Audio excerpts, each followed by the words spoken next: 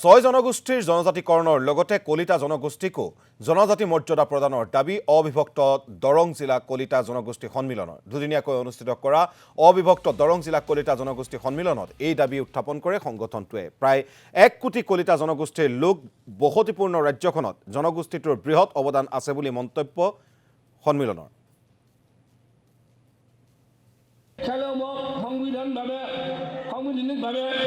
কলিতা জনগোষ্ঠী সন্মিলন খতৰা শাখাই আজি 107 সংখ্যক লথাপাৰা অধিৱেশন অনুষ্ঠিত কৰিছে। কলিতাসকল অসমৰ বৰ্তমান পৰ্যায়ত বৃহৎ জনগোষ্ঠী, যিটো জনগোষ্ঠী প্ৰায় 1 কোটিৰ অধিক জনসংখ্যা আছে আৰু এই জনসংখ্যা থকা বৃহৎ জনগোষ্ঠীটোৱে আমি বৰ্তমান অসম চৰকাৰে যি 6 জনগোষ্ঠী বা কেন্দ্ৰীয় চৰকাৰে 6 জনগোষ্ঠীৰ কাৰণে 6 জনগোষ্ঠী জনজাতিকৰণৰ কাৰণে লাগি আছে। আমাৰ কলিতা জনগোষ্ঠীৰ এটা বৃহৎ দাবী আছে যে আমি জনজাতিকৰণ হ'ব লাগে।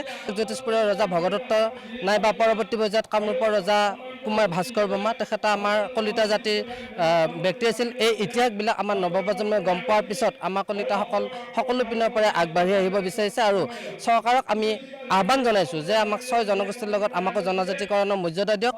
অভিভাৱক